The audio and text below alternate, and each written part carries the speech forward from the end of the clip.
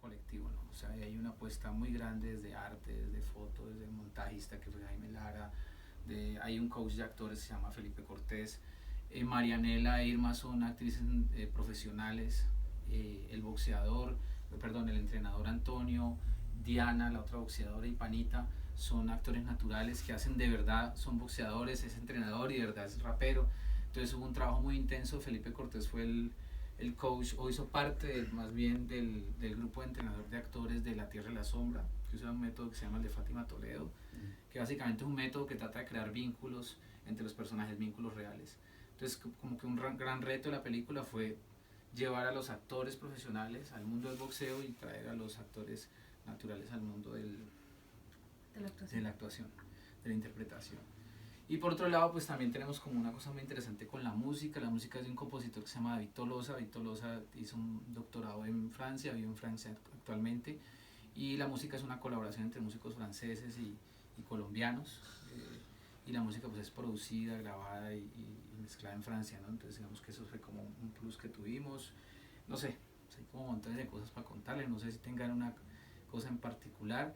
Me gustaría darle también la palabra a Lucía para que les contara un poco cómo fue el proceso de producción, como cosas muy particulares de esta película, que tuvo ciertas dificultades a la hora de encontrar pues los escenarios y las locaciones tal cual las buscábamos. Antes de darle paso a Lucía, ya hablando de las locaciones, pues yo soy de Palmira, y Palmira es como una ciudad pequeña que es básicamente obrera industrial. Entonces como que yo siempre tenía esa estética de ese tipo de cosas. Entonces por eso la película también como refleja un poco eso, ¿no?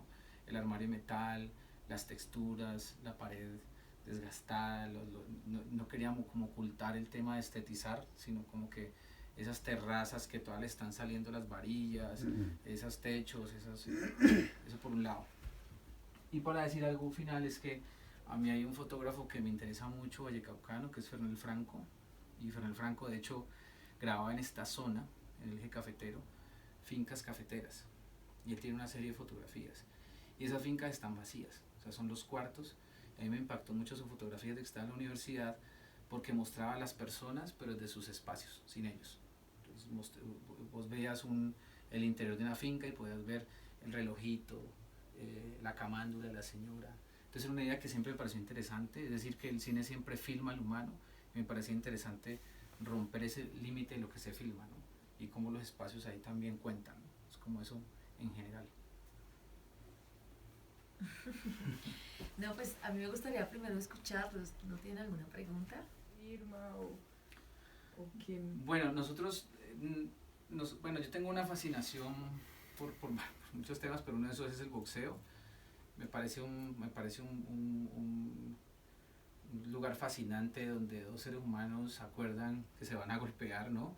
Pero lo hacen a partir de unas reglas establecidas, y me llama la atención que los boxeadores son supremamente, ¿cómo te digo? Unas personas, es decir, se pueden dar golpes en el ring, pero se bajan del ring y son personas completamente leales, ¿no?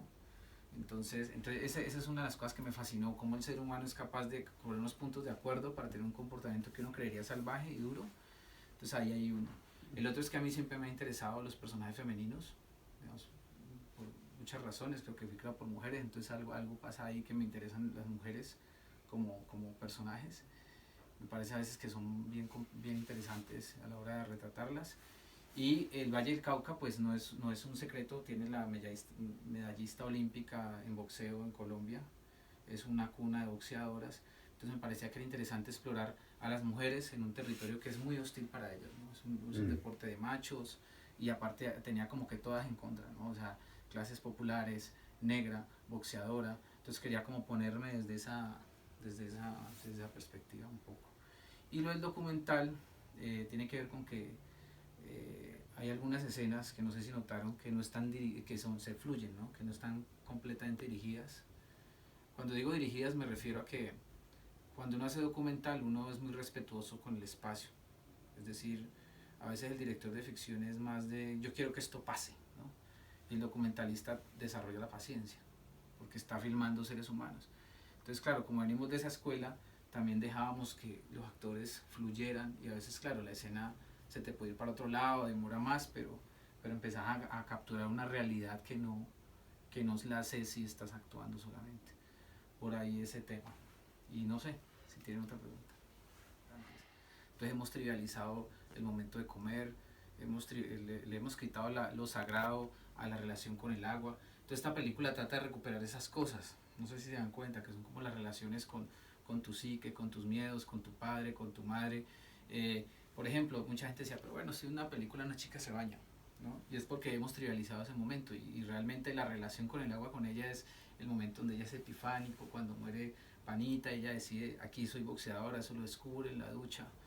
El momento de la comida con la madre es importante, todo el tiempo están separadas por este comedor, entonces esta película apela a un tiempo ritual propio, digamos. De todas maneras, claro, uno cuando ve películas, uno relaciona las películas con su realidad cercana y cada quien hace una lectura y yo puedo decir aquí 1000 cosas, pero el cine es completamente subjetivo, es decir, yo puedo ver una película y otro puede ver otra y eso es lo rico precisamente. Entonces, claro, ahí hay una relación con la muerte, digamos, y era una pregunta que es como un poco como crecí también y como hemos crecido muchos. Cuando yo estaba pequeño en Palmira, uno podía ir y, mataron a alguien en la esquina. Y vos vas y, sí, lo mataron, no sabes ni por qué. Dicen, no, lo mataron por el chanchisme, ¿no? Lo mataron por una mujer, lo mataron porque andaba metido en raras, lo mataron porque de plata. Pero entonces en Colombia es como estamos como en el terreno de la impunidad, ¿no? Y entonces están como, y lo otro es que, claro, ayer me decían en Bogotá, no, pero no nos gustó que ella reaccionara de esa forma, ¿no? Y entonces, claro, y yo le decía también es que a veces creemos que siempre uno reacciona como reaccionan las películas de Hollywood, ¿no? Se murió mi amigo, lo abrazo, ¡no! ¿No? Y entonces la personalidad de Irma no es esa, es decir, ella queda, es decir, el momento en que ella encuentra a su amigo es el primer momento que uno tiene negación, es decir, no, yo no puedo creer que el muerto sea él, ¿no? Y tiene miedo hasta de verlo. Y luego se deriva en rabia en el gimnasio, y luego se deriva en duelo cuando va por la ciudad, y luego se deriva en decir yo ya soy boxeadora y he perdido a mi amigo, y digamos que hay toda ese momento de perder a Panita es perder como la única persona con la que se comunicaba, ¿no?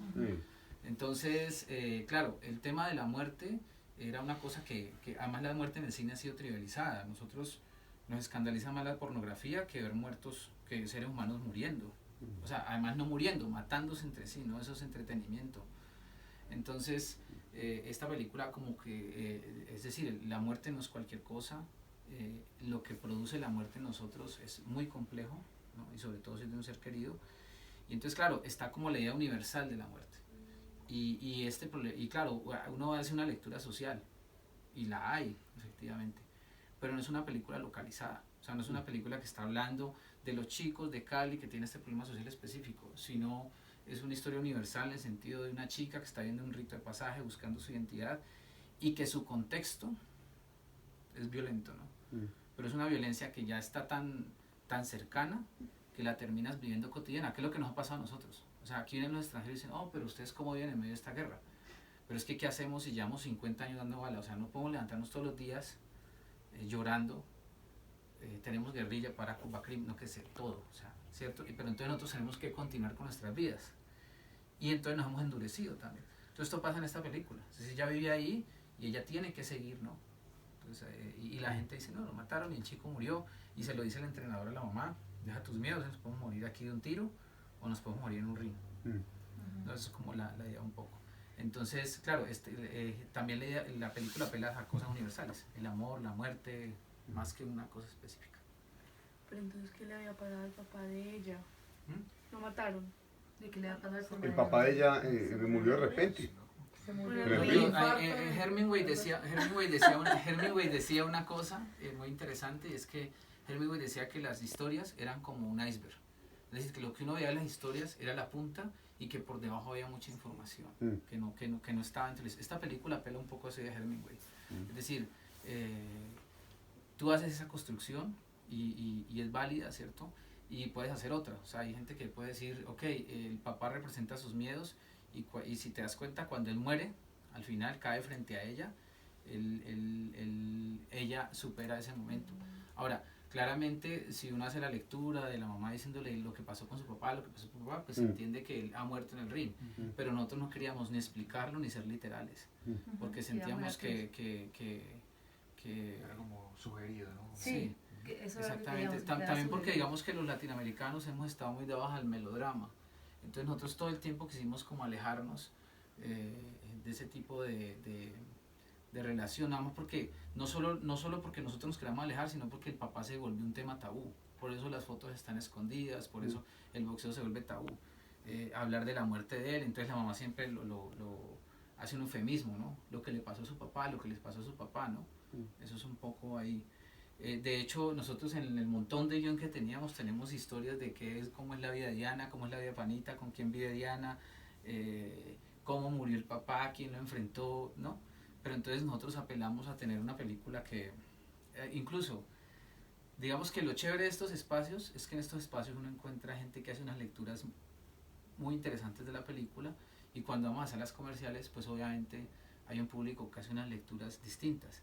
Entonces, por ejemplo, en las salas comerciales siempre como que el choque es, pero ¿por qué no fue a la gran pelea? ¿Pero por qué termina así? Como que no se acaba, ¿no?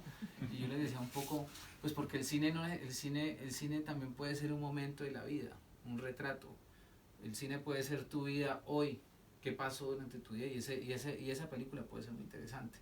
Y esa idea también que tenemos de inicio y fin es una idea bien arcaica, porque el tiempo finalmente es circular, ¿no? O sea, entonces claro, la gente... Además porque también esta historia digamos, es la historia de Irma antes de tomar la decisión de qué quiere hacer en su vida. Entonces es la historia donde ella está encontrando su propia identidad, y cuando la encuentra la asume y dice, voy a hacer esto. Entonces eso es lo que nosotros decíamos. Entonces claro, la gente espera, es como que, ¿pero qué pasó? ¿Dónde está la gran pelea? No, es que la gente, claro, nosotros sabíamos de ese riesgo. Eso, esperan como Rocky. El Sport Movie, y nosotros le contestábamos al público, sobre todo de salas comerciales, es que este es Rocky cuando se decidió ser Rocky, ¿no? Porque nos interesaba más cómo es una chica diciendo quiero ser boxeador, y todo lo que tiene que confrontar internamente, sobre todo porque es una película que trata sobre los conflictos internos, y decir voy a ser boxeadora, a alguien que ya está boxeando y simplemente pues es que le gana una pelea a uno y gano la otra y gano la otra. Pues nos interesaba más ese relato, digamos, que mal. Es decir, el cine siempre es como planos medios, rostros, manos, ¿no? Entonces también nos preguntamos, ¿quién dijo que solo eso es filmable, ¿no? ¿Quién dijo que solo se puede filmar seres humanos en espacios? Entonces por eso nos deteníamos en los pies. A veces, yo he visto películas, por ejemplo, yo tengo un defecto con ciertas películas, y es cuando veo películas de cabezas, no me gustan. Porque el cine se ha dedicado en muchas ocasiones a mostrar a seres humanos en planos medios, sobre todo la televisión también. Entonces vos decís, pero es que los seres humanos no se pueden narrar desde otras miradas, porque los pies no son importantes. Entonces, no sé si se dieron cuenta que en la película recurrentemente rompen diégesis, o sea, los miran directamente los personajes, ¿no? Y eso es era como que desde el cine clásico era la regla, no mire a cámara. Entonces era como... todo el tiempo estábamos como empujando los límites bueno, porque decíamos, el cine no tiene reglas, ¿no? Eso es el arte, y rompíamos los límites del género, rompía los límites de la construcción en general, era como eso. No sé si... Súper.